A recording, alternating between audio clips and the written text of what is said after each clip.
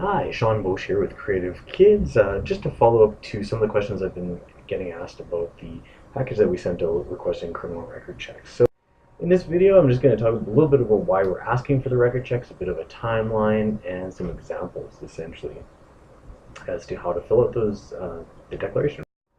So basically, we're asking for record checks. We're 5 years old. We're looking at becoming our own charity right now. We get charitable status through Give Kids a Chance, who administers the Kids Sport Saskatchewan funding and the charitable aspects of that. So we've just been an extension, and now we're looking at becoming our own charity. We funded more than 5,000 applications in 150 communities.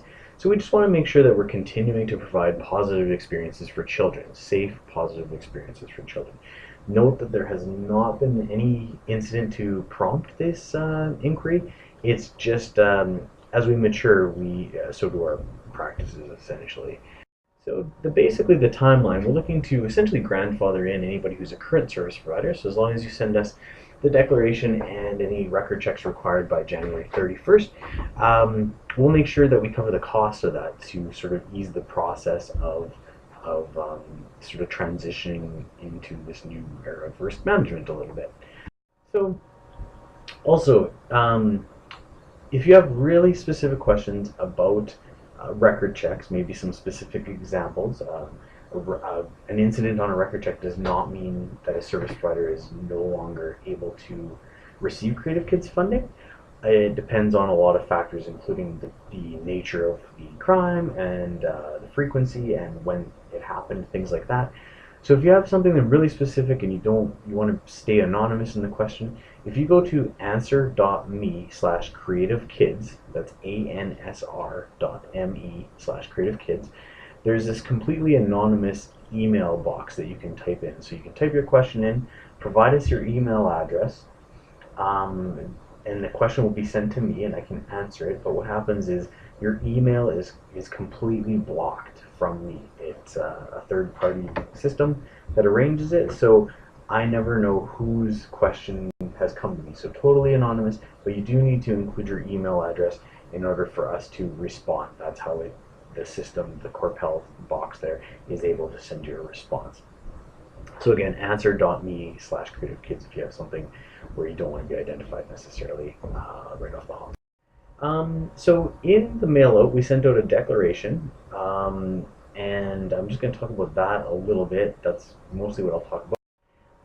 Basically, on the declaration, there are two questions. One is, what type of business are you running? The other is, do you already ask for record checks? And if not, can you ask for them, essentially?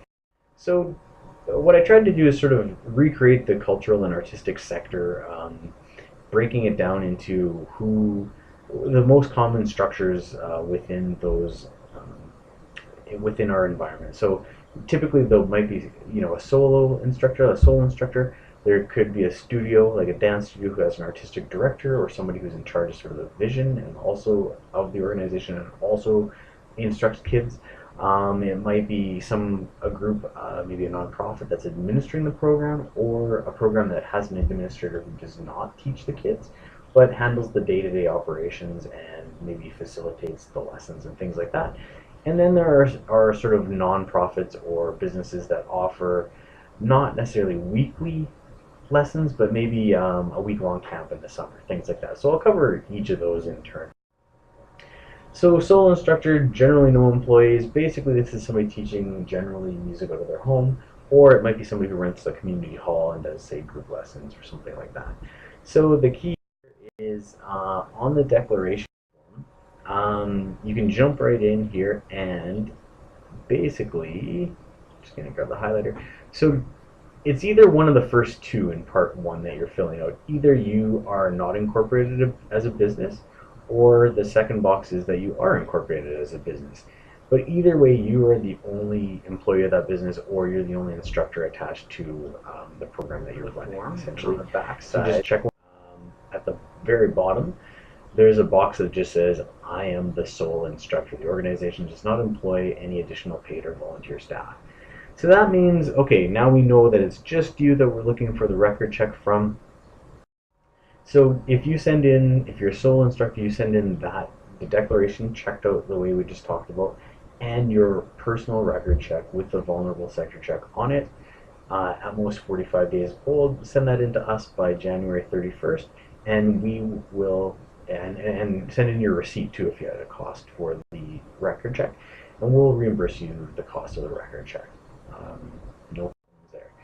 Now we get into the ones that have slightly more variance. So in a lot of cases, there's, say, a dance studio that has somebody who is sort of the artistic director, or somebody who is the main instructor, maybe the owner, but is also working with the kids. So in that case, on the declaration, you're actually looking at the third box, which is I am the owner and or director, and that you lead programming and instruct the kids. So we'll need a record check from you.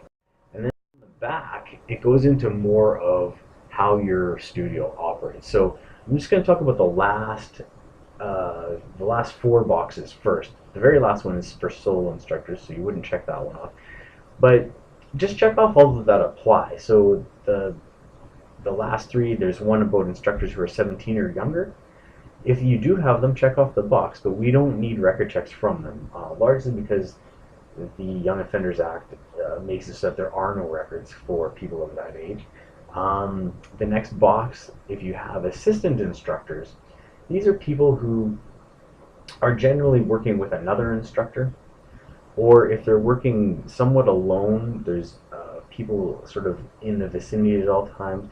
And typically they don't have the authority around the kids to make decisions, big decisions, and the kids don't see them as one of the more, like their relationship with the kids, they're not necessarily the first person that the kids would go to should something happen. So the level of trust isn't sort of, not that it's not high, but it's generally that the possibility of these people sort of having the authority to create alone time with the kids and that kind of stuff is relatively low, either because they're supervised or it's just not that type of role.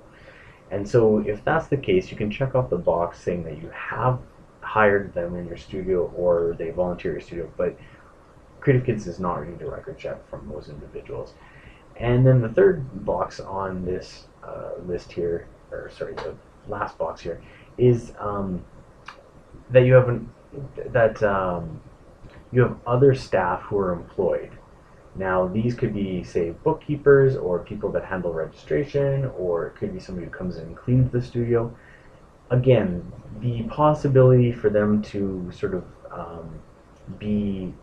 have a relationship with the kids that's inappropriate is relatively low and manageable, so we don't need a record check from them either. So that brings us to the main box at the very top, and that is, this organization has primary instructors. Now these are typically people who have authority to influence other staff, or authority over the students, or possibility that trust with the students, where if they had malicious intent, they could probably convince a student to meet outside of class time, or just opportunities to create sort of inappropriate time with the kids, whether they teach group lessons or individual lessons. So that's who we want you to get record checks from. So maybe your studio has 5 instructors. Maybe one of them is the artistic, like the owner. 2 of them are primary instructors with a lot of trust with the kids and working alone with the kids a lot. And then 2 might be sort of assistants, for instance. So in that case, what we're looking for is the owner would send in the declaration. They would check off all those boxes. And then we would need the owner's record check, no more than 45 days old. The studio would vouch for the primary instructors, so the owner would collect record checks from the instructors. Either you got them when they were hired, and that's a checkbox on that form, or you got them because we asked you to get them, so they're brand new. If they are brand new, we just include a receipt with the declaration and your record check, and we would cover the cost of your record check and the primary instructor's record check, as long as we have the receipts and all that stuff is in by January 31st. So we would reimburse all that stuff. So the next example is maybe the owner, maybe it's not an owner, but it's a studio, and there's more of an administrator who does not work with the kids directly, but facilitates like the hiring and arranges the scheduling and the lessons and registers the kids, but is sort of a doesn't have that close relationship with the kids because they're not instructing them directly. So that's a little bit different. That might be, for instance, there are some art studios that function that way, where they hire most of their instructors, but the administrator doesn't do a lot of the teaching. So on the declaration form, we're looking for the very last box on part one, just saying that you're the administrator. And if your organization is a nonprofit, this is probably somebody on the board. So it could be, say, the treasurer or the president or what have you. Whoever is sort of the primary contact for the organization should fill this out. And I don't need your record check, just because the level of trust is probably less so than, or the level of risk is less so than somebody who's instructing the kids directly, essentially. Now again, the part two, again, check off all the boxes that apply. So if you have primary instructors, check off that you do. That's the first box. And then check off that you've received a record check from them, or either when they were hired or you're asking for them now.